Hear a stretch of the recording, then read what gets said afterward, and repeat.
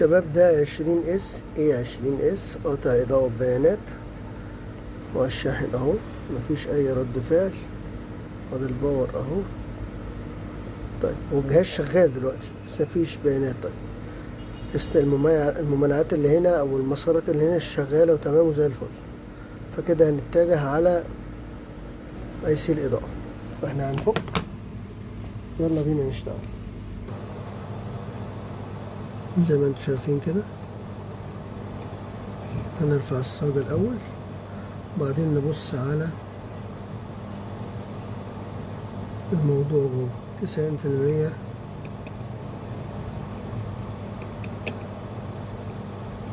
بيبقى العطل من المنطقة دي.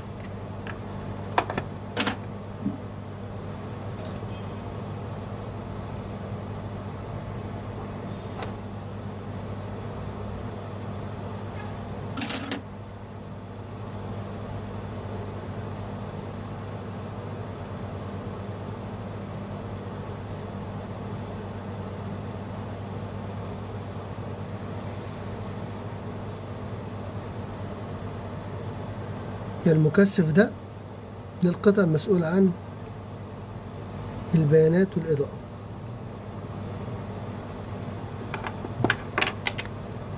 أنا هعمل حاجة بسيطة الأول، وهي إني هدفي بس كده على الموضوع.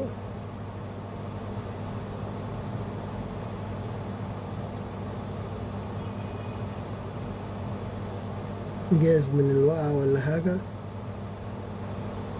الدنيا ما ظبطتش، واجرب مجربش، هبدأ بقى اقيس واشوف الدنيا فيها ايه.